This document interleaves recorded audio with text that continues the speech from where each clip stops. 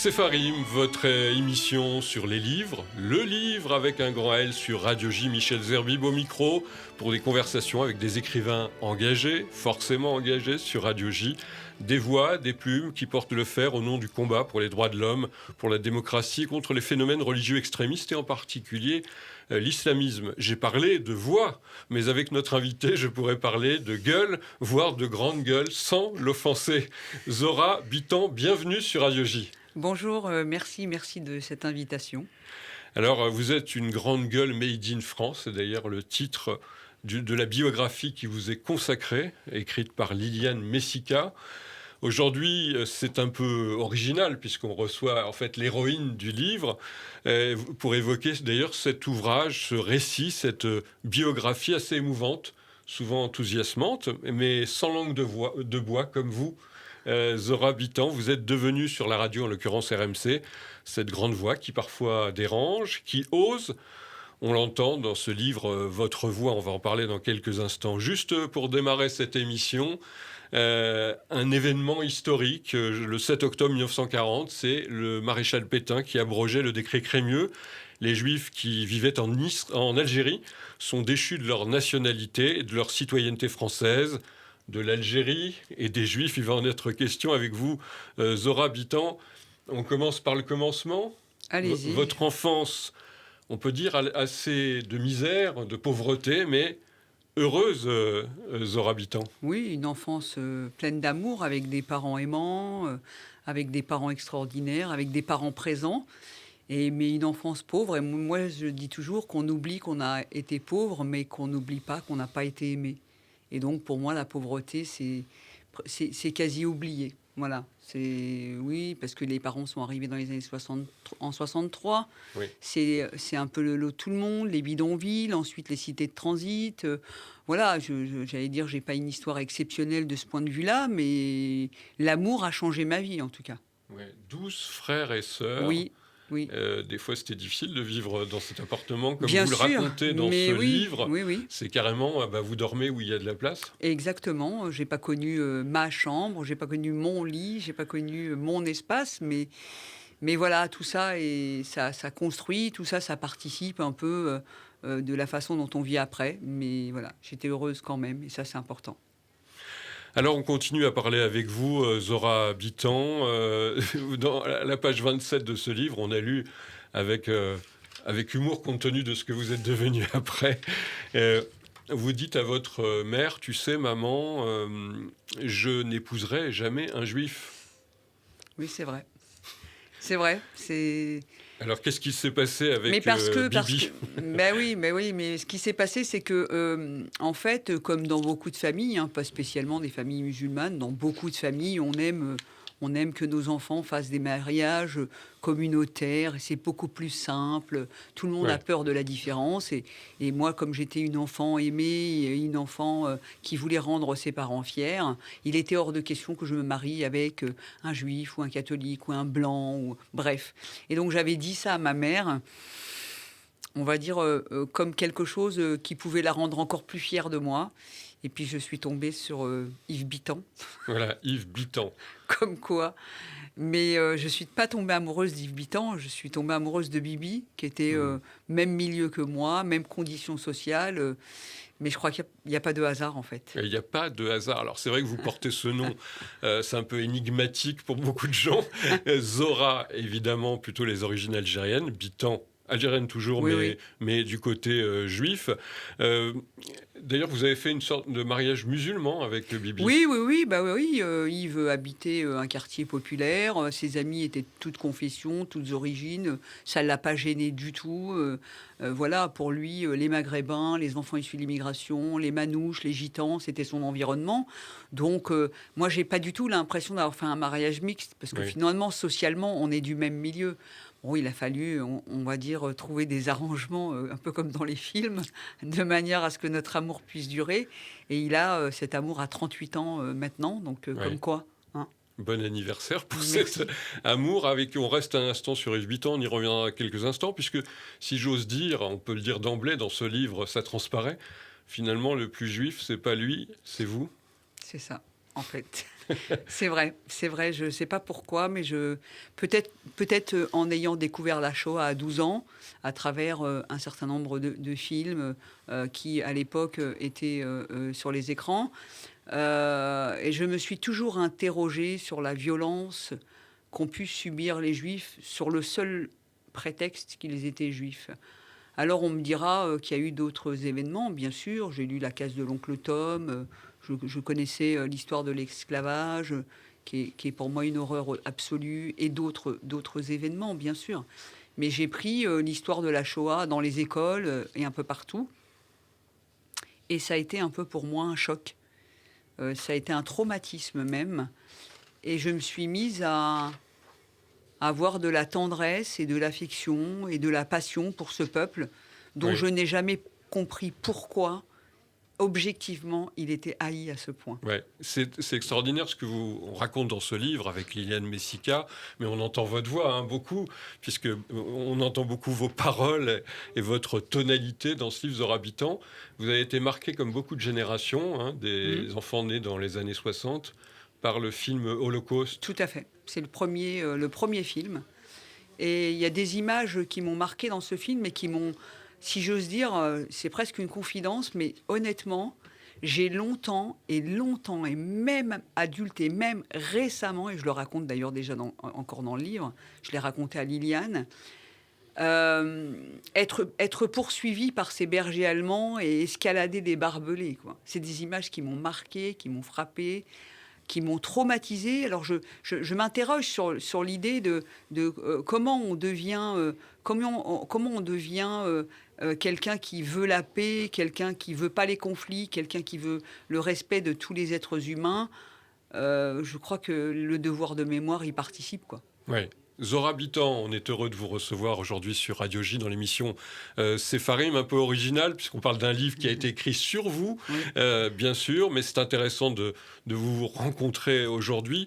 Alors, si on continue dans votre histoire, on va pas pouvoir tout raconter dans le cadre de cette émission, mais vous avez évité un mariage forcé, ce qui n'a pas été le cas de votre grande sœur, qui est un peu votre modèle. Vous avez même écrit un texte à l'époque sur les soumises. Mhm. Euh, Aujourd'hui, on fête aussi un autre anniversaire, c'est les 20 ans de l'assassinat de Sohan. Oui. C'est intéressant de se dire quand même que ça a toujours été quelque chose d'extrêmement violent, parfois le milieu qui vous embrigadait en quelque sorte. En fait, le mariage forcé d'une de mes sœurs a été vraiment un accident pour mon père, un espèce d'embrigadement de la mainmise, entre guillemets, de ce patriarcat dont mes parents n'étaient pas friands finalement. Moi, j'avais pas des parents qui étaient durs. Il y avait des règles à respecter et ma sœur a été emmenée parce qu'elle était un peu plus rebelle, etc. Et mon père a jamais voulu que moi, en tout cas, ou d'autres de ses filles soient mariées de force. Et on avait quand même pas mal de liberté cachée, tabou, mais quand même. Ils faisaient comme s'ils n'avaient rien vu. Ils savaient qu'on était des filles quand même et que bon, dehors, on s'amusait pas à jouer aux billes ou comment dire, à la marelle. Mais voilà, mais autour de moi, ma génération, certains s'imaginent que mes combats arrivent avec les grandes gueules en 2017. Ils Oui. jouent pas du tout. Moi, à 8 ans, je savais que en tant que femme, il fallait que je revendique ma liberté. J'ai eu conscience très tôt et très jeune de la nécessité d'être libre et de cette différence entre les garçons et les filles que j'ai rejetée et que j'ai combattue. Donc, les mariages forcés, il y en a eu pléthore. Il y en a encore, mais beaucoup moins qu'avant. Mais il y en a encore. Et il y a surtout une génération comme la mienne qui s'est émancipée, Mhm. qui a fait route en France et qui a décidé de devenir des femmes occidentales tout en ne reniant pas ses origines. Et c'est pour ça qu'on nous traite de vendus, d'arabes de service. Ouais, de Mais, collaborettes. mais ils ne se rendent pas compte qu'ils ont cette vie-là grâce à nous. Eh oui, grâce à vous, les pionniers, il y en a eu d'autres un peu Oui. aussi avant vous, Zora Habitant. Je voudrais juste citer le texte que vous écriviez justement sur ces femmes qui étaient obligées de se soumettre Hmm. à leurs parents, à leur famille pour aller se marier au bled en Algérie. Ça s'appelle Soumission. Sa bouche n'a rien dit, son cœur lui dit non. Naturellement, elle se marie, jamais ne posera de questions. Dans les bras d'un homme qu'elle n'a pas connu, dans les bras d'un homme qu'elle n'a jamais vu, elle se jette, se sent perdue, elle se jette, ni espoir, ni refus. sa bouche ne peut rien dire, son cœur ne cessera de souffrir. On peut dire que vous avez aussi aimé écrire, hein, très tôt. Oui, c'est vrai, j'ai encore mes cahiers, j'ai des cartons de cahiers où j'ai commencé à écrire, je devais avoir 10 ans, 12 ans. Et après, j'ai fait un CAP de sténo et comme je voulais pas qu'on lise, et ben j'ai beaucoup écrit en sténo, mes petites histoires d'amour, etc. Et je les ai toujours. Voilà, j'ai encore tous mes cartons d'écriture. D'ailleurs, vous avez écrit des livres, on y reviendra tout à l'heure, mais là on parle de votre vie parce qu'elle nous intéresse beaucoup. Aussi sur Radio J, c'est une vie assez spectaculaire, à la fois commune à beaucoup dans Oui. une génération. Alors on disait, vous avez évité ce mariage forcé, et puis vous avez voulu donner une éducation très moderne à vos enfants, hein, très psy, hein, comme on faisait dans les années Ouais. 90, hein, c'est ça. C'est ça, oui, c'est ça.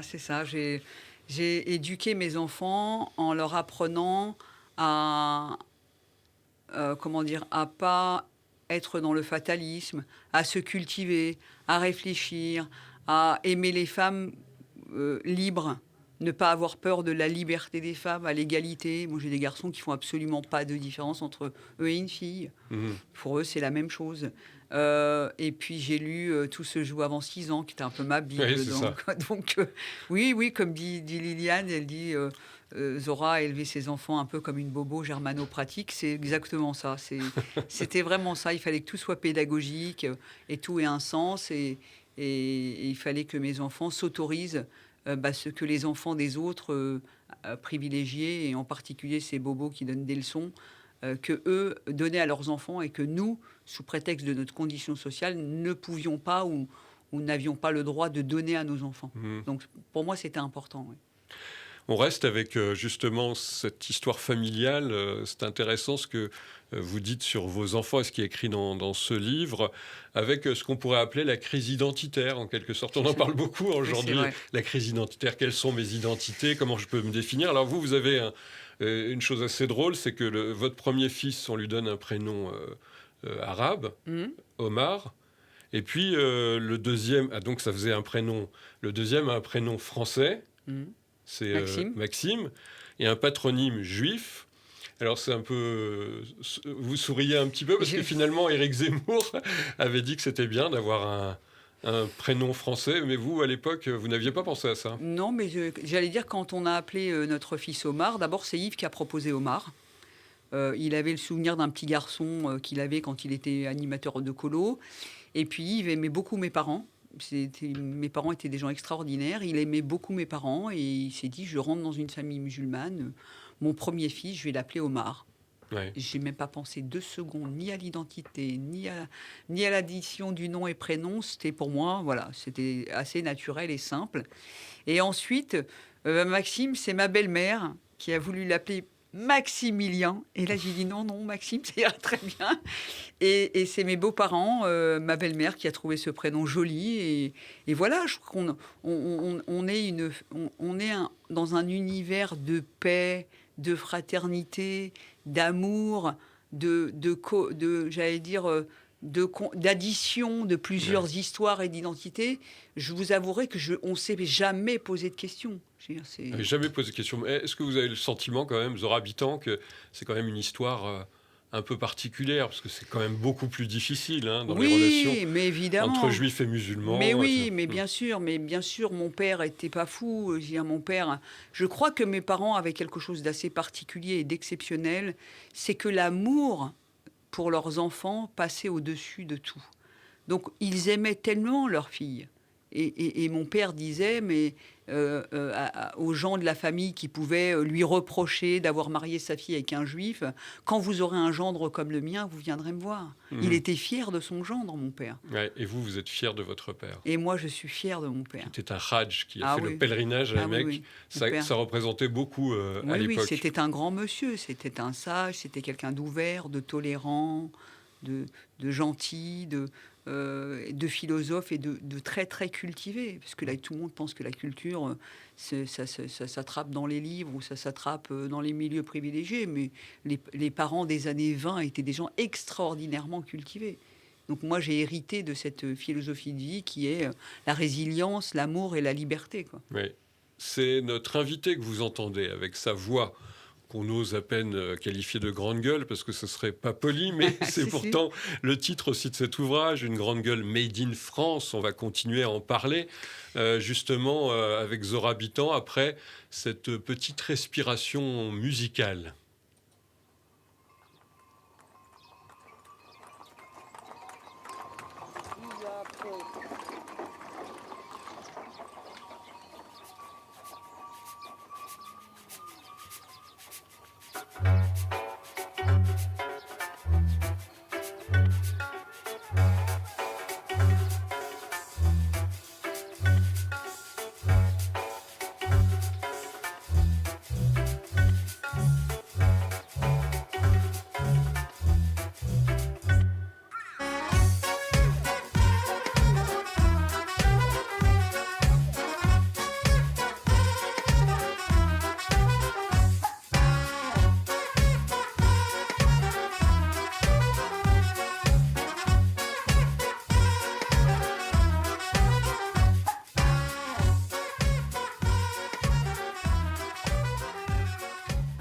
Sepharim, votre émission littéraire sur Radio G, on entendait du klezmer, du jazz klezmer, du yiddish, même si on n'entendait pas la parole. Nous sommes toujours en compagnie de Zora Bitan. Une biographie lui est consacrée, une grande gueule made in France, aux éditions Jean-Cyril Godefroy. C'est vous qui avez voulu entendre Zora Bitan, on le disait tout à l'heure. Votre nom est un nom plutôt d'origine juive séfarade, mais pourtant, j'ai l'impression que vous vous situez presque comme une sorte de juive ashkénaze. C'est ça, c'est exactement ça. Je suis une passionnée de musique yiddish, j'adore le folklore yiddish. Je me sens plus juif ashkénaze que juive séfarade si j'avais dû choisir. Voilà. Oui. Et en plus, j'ai quand même un truc assez particulier, c'est que je suis tombée malade il y a 1 an et demi, un double cancer lié à une mutation génétique. Et cette mutation génétique est très répandue chez les juifs ashkénazes. Donc vous avez le droit de rigoler, mais c'est quand même la vérité. Et en fait, il y a un traitement un peu innovant qui est sorti avec une équipe entre plusieurs pays, dont Israël. Et je suis allée faire un test ADN quand même pour voir. Je me suis dit quand même c'est intéressant. S'il y avait une origine. Bah, il y a 3% quand même. Ah oui, quand même. Il y a quand même 3%. Et avec vos origines algériennes, il y a sans doute aussi du Voilà. pourcentage de juifs Non, séfarades d'Algérie, non? Non. Il y a 75% algériennes, mais il y avait quand même 3% de juifs ashkénazes. Et c'est pas un hasard. Comme quoi, j'ai été chercher la réponse. Ouais. Et voilà, avec ce style de la dialectique aussi, qui est cher Oui, aussi à la pensée juive, notamment ashkénaze, c'est mais ça. pas seulement. Zora Bitan, on va comprendre pourquoi dans quelques instants. Vous pouvez intituler votre livre « Une grande gueule made in France ». Je rappelle que pour nos auditeurs, en fait, vous êtes cadre de la fonction publique territoriale au départ. Vous êtes une ancienne conseillère municipale socialiste, c'est pas anodin, de Thiers, membre de la LICRA. Vous avez été même porte-parole de Manuel Valls pendant la primaire socialiste de 2011. Et vous avez aussi fondé l'association Campus Marianne. Ça, c'est vos actions d'instruction civique. En fait, vous êtes très tôt, justement, Zora Bitan, une militante sociale peut-être, même Oui. avant d'être politique? Tout à fait. J'ai commencé à 16 ans. À 16 ans, je suis partie un peu en me disant que plus on apportait de possibilités d'intégration, en tout cas chez les garçons, et plus les filles auraient de chances de ne pas vivre le patriarcat et des garçons. C'était un peu mon fil conducteur. Je considérais qu'il fallait qu'ils soient cultivés, qu'ils aillent au théâtre, qu'ils aiment les belles choses. Et c'était une croisade. Vraiment, vraiment, j'y croyais. J'ai commencé à 16 ans et j'ai pas arrêté. Je me suis jamais arrêtée. J'ai déjà essayé de faire le deuil, mais je crois que c'est pas possible. Alors, on rentre dans les sujets qui fâchent, enfin, pas nous, hein, Oui. les autres. En juillet 2019, vous avez sorti une première vidéo sur YouTube, publiée, dans laquelle vous posez face caméra en bikini sur le bord d'une piscine, et vous en prenez cette expression aux escrocs de l'islamisme. Non seulement vous en prenez aux escrocs de l'islamisme, mais aussi au Parti socialiste, qui est accusé dans votre bouche, hein, dans vos écrits, d'avoir un peu fait monter le phénomène. Le problème du Parti socialiste, c'est que l'enfer est pavé de bonnes intentions et que toutes leurs œuvres ont été faites dans un esprit colonialiste. C'est-à-dire que pour eux, les populations immigrées devaient bénéficier d'un traitement spécifique Ils ont déversé des milliers de dispositifs pour qu'on reste dans nos communautés. Infantilisé. Infantilisé, c'était du misérabilisme, c'est-à-dire qu'ils n'ont pas émancipé les gens, ils n'ont pas permis aux gens de rejoindre la communauté nationale. Tout ce qui nous était destiné devait être particulier.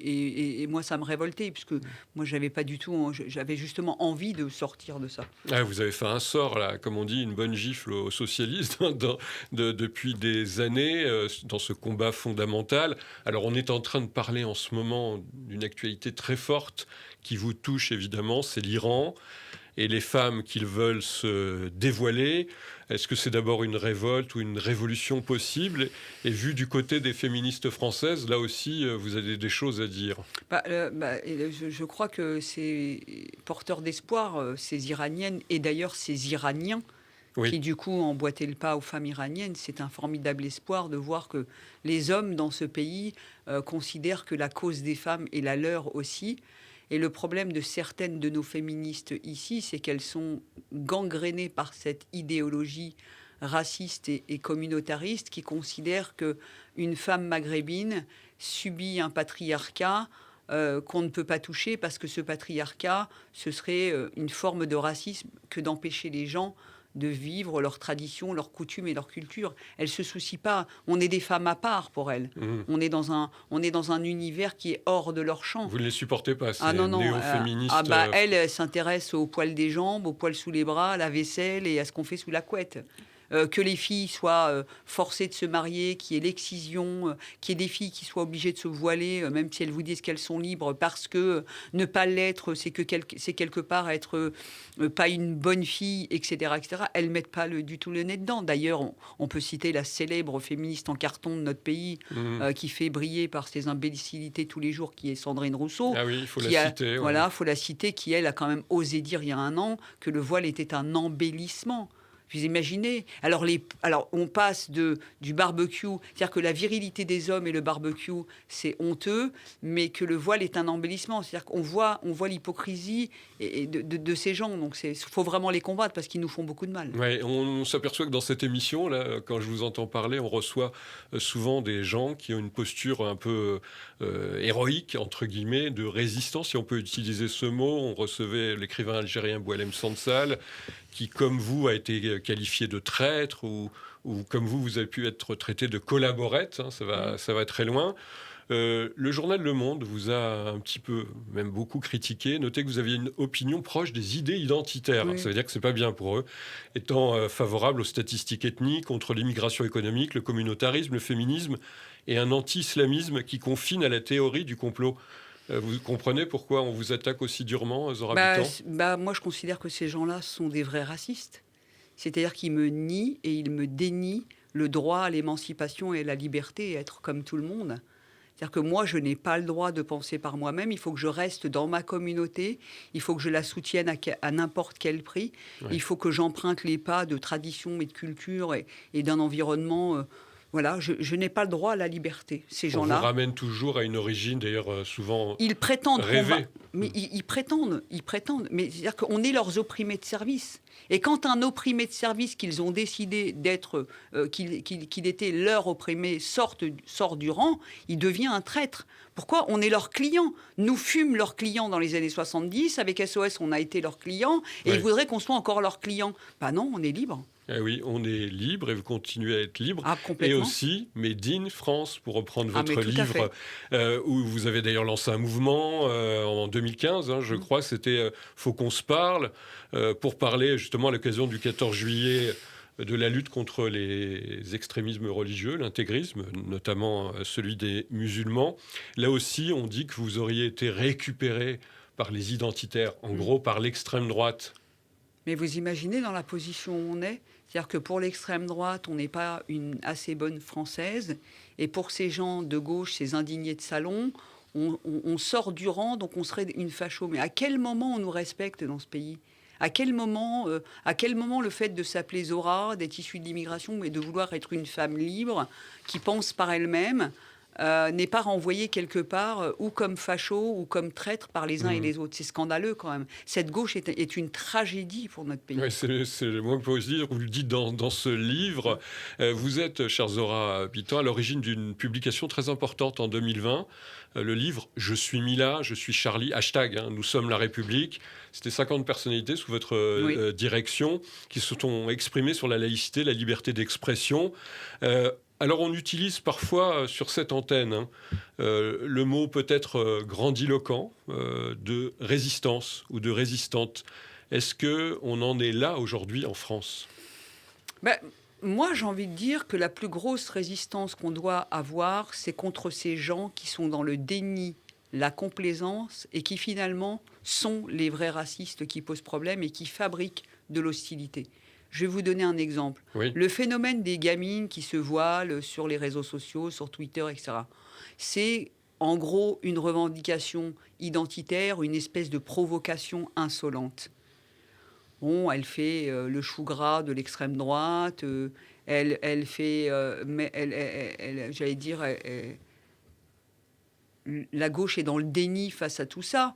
Mais ce que je veux dire, c'est que cette gauche-là, c'est eux le problème. Ils sont le problème. Ils pensent être la solution, ils sont le problème. Pourquoi?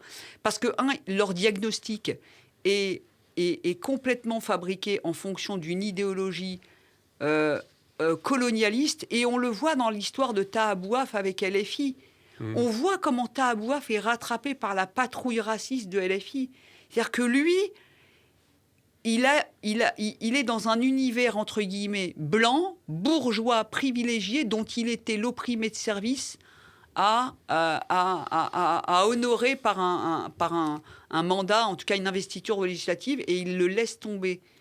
Et ensuite, on voit ce qui s'est passé après. Aujourd'hui, LFI, c'est borderline, comme vous dites. Non Ah, mais seulement c'est vous dites c'est raciste, c'est mais complètement c'est raciste. parfois antisémite sur des positions qui se couvrent de l'antisionisme. Mais non seulement, mais c'est des antisémites. Mélenchon? Oui, ce sont des antisémites clientélistes, c'est-à-dire qu'ils parlent à leur clientèle, mais sauf que là où ils ne le savent pas encore, c'est que leur clientèle les a lâchés. Ils sont encore traités de bourgeois blancs privilégiés aujourd'hui. Je crois qu'elle est fille du personne. La cause palestinienne, je disais tout à l'heure, Michel, que j'aurais embrassé la cause des Indiens d'Amazonie. On m'aurait jamais posé de problème, j'aurais jamais eu de soucis, alors qu'il y a des gens qui ont embrassé cette cause, Ouais. et c'est super. Mais c'est la question juive qui Et c'est pose la problème. question juive. À partir du moment où on s'intéresse, moi je suis, et d'ailleurs Liliane Messica le dit dans le livre, je connais absolument rien de la religion juive. Et pourtant, on a l'impression que j'ai commis je ne sais quel crime. Mais si Parce j'avais... que vous osez, en tant que Zora Habitant, défendre Mais, pas mais, seulement Israël, mais les Juifs aussi. mais oui, C'est vécu comme une sorte d'affirmation anti-musulmane. mais Sophie, qui a une passion pour le peuple d'Afrique et qui le défend tous les jours, pour l'eau, pour sa façon de vivre, etc., est-ce qu'on va lui chercher des poux? On ne va pas lui chercher d'époux. Ben, c'est la même chose pour moi, qu'on respecte, j'allais dire, cette passion que j'ai pour ce peuple, cette admiration que j'ai pour sa résilience qui me parle, parce Oui. que objectivement, c'est ça qui me parle. La résilience, la C'est la façon d'aller résilience. de l'avant, ça vous le dites très bien dans ce livre. Alors je le disais, on est très content de vous recevoir, Zora Habitant, puisqu'on devait vous recevoir en 2020 dans notre émission Les Enfants d'Abraham. Et ce jour-là, vous n'avez pas pu venir pour une raison, Oui. si j'ose dire, pas simple, Non. très très compliquée. C'est le cancer qui s'est invité dans Oui. votre vie. Double cancer, vous nous disiez. Alors, dans le livre, on dit, vous faites part d'une force mentale incroyable, mais quand même, ça a été très dur. Bah, bien sûr, c'est compliqué. Tout le monde me dit, t'es courageuse. Moi, je vois pas le courage. Je vois que la bataille, je vois la vie, on n'a pas le choix, quoi. Les chimios, c'est un enfer. Il faut, voilà, on se met en boule et puis on attend que ça passe. On dort le plus possible. Mais il y avait toujours la vie. Il y avait toujours la vie. C'est Oui. exactement ce qu'on sent dans ce livre, que je recommande d'ailleurs à nos auditeurs, à nos téléspectateurs sur YouTube, sur Radio J. Vous pourrez retrouver cette émission, bien sûr, sur notre chaîne YouTube. Ça s'appelle Zora Habitant, une grande gueule made in France, le livre de Liliane Messica, aux éditions Jean-Cyril Godefroy. Je vais vous laisser un tout dernier mot, Zora Habitant. Qu'est-ce que vous souhaitez à nos auditeurs, puisque c'est la nouvelle année juive? Ah bah voilà, la paix. la résilience et surtout chercher la liberté tous les jours, quoi. Merci Zora Bitan d'avoir été dans notre émission Sepharim. Merci à À vous. très bientôt.